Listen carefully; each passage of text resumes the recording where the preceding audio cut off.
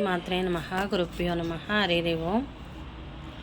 ಊಟ, ಆಹಾರದ ಬಗ್ಗೆ ಊಟ ನಾವು ಧಿಕ್ಕರಿಸೋದು ಅಂದರೆ ಊಟ ದೇವರು ವ್ರತದ ಮುಖಾಂತರ ಉಪವಾಸ ಇರೋದು, ಅದ್ರ ಫಲಿತ ಬೇರೆ. ಮಾಮೂಲಿ ಊಟ ಮಾಡ್ದಿರ ಸುಮ್ಮನೆ ಅವ್ರನ್ನವರು ಒಣಗಿಸ್ಕೊತಾ ಇರ್ತಾರೆ, ಅಂದರೆ ಊಟನೇ ಮಾಡ್ದಿರ. ಮದುವೆಗೆ ಮುಂಚೆನೇ ಊಟ ಮಾಡದೇ ಇರೋದು ಅಂತಂದರೆ ಮದುವೆ ಲೇಟ್ ಆಗುತ್ತೆ. ಟೈಮ್ ಸರಿಯಾಗಿ ಊಟ ಮಾಡಬೇಕು. ಅಡುಗೆ ಮಾಡಿದ ತಕ್ಷಣ ಅವರು ಕರೆದು ತಕ್ಷಣ ನೀವು ಊಟ ಮಾಡೋಕ್ಕೆ ಹೋದರೆ ಅದು ನಿಮಗೆ ಅಡುಗೆ ಆಗಿದ ತಕ್ಷಣ ಊಟ ಮಾಡೋ ಅಭ್ಯಾಸ ಯಾರ್ಯಾರಿಗಿದೆಯೋ ಅವರೆಲ್ಲ ಮದುವೆಗೆ ಹೇಳಿದ ತಕ್ಷಣ ಸಿದ್ಧ ಆಗ್ತಾರೆ. ಇದು ಊಟಕ್ಕೂ ಮತ್ತು ಮದುವೆಗೂ, ಆಸ್ತಿಗೂ, ಅಂತಸ್ತಿಗೂ ಎಲ್ಲದಕ್ಕೂ ಊಟನೇ ಕಾರಣ.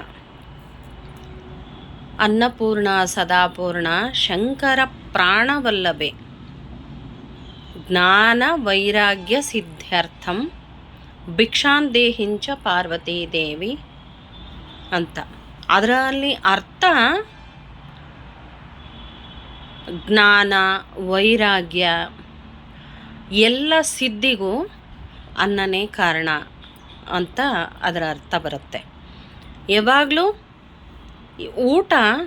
ಊಟನ ನೋಡಿ, ಮದುವೆ ಆದಮೇಲೆ ಅವರು ಗಂಡನ ಮನೆಯವರು ಊಟನೇ ಕೊಡಲಿಲ್ಲ, ಅವಳು ಟೈಮ್ ಸರಿಯಾಗಿ ಊಟ ಮಾಡೋಕ್ಕೆ ಬಿಡಲಿಲ್ಲ.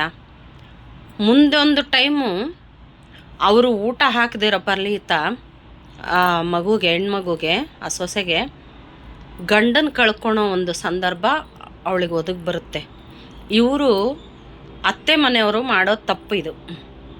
ಎಲ್ಲಿಂದೋ ಬಂದಿದ್ದಾಳೆ, ಅವಳಿಗೆ ಇಷ್ಟ ಬಂದಿದ್ದೆಲ್ಲ ನಾವು ನೀಡಬೇಕು ಅಂತ ಇವರು ತಪ್ಪು ಆಲೋಚನೆ ಮಾಡ್ತಾರೆ. ಅವ್ರ ಮಗನಿಗೆ ನಷ್ಟ ಆಗುತ್ತದು. ಆಮೇಲೆ ಹೆಣ್ಮಕ್ಳು ತಟ್ಟೆ ತಗೊಂಡು ಊಟ ಮಾಡ್ದಿರ ಟೇಸ್ಟ್ ನೋಡೋದು, ಅಯ್ಯೋ ಚೆನ್ನಾಗಿಲ್ಲ ಅಂತ ಎಸ್ತೇ ಬಿಡ್ತಾರೆ ಕೆಲವು ಹೆಣ್ಮಕ್ಳು. ಅವರಿಗೆ ಗಂಡಂದ್ರಿಗೆ ಅರ್ಧ ಆಯುಷ್ಯ ಇರುತ್ತೆ. ನೀವೇ ಆಲೋಚನೆ ಮಾಡಿ ನೋಡಿ, ನಿಮ್ಮ ಫ್ರೆಂಡ್ಸಲ್ಲಿ, ನಿಮ್ಮ ರಿಲೇಷನಲ್ಲಿ, ನಿಮ್ಮ ಹತ್ರದ ಸಂಪರ್ಕ ಇರೋ ವ್ಯಕ್ತಿಗಳಲ್ಲಿ ನೀವು ಗಮನಿಸಿ, ನಿಮ್ಮನ್ನು ನೀವು ಗಮನಿಸಿ, ಪ್ರತಿಯೊಬ್ಬರಲ್ಲಿ ಶೇರ್ ಮಾಡಿ. ಅನ್ನ ಪರಬ್ರಹ್ಮ ಸ್ವರೂಪ.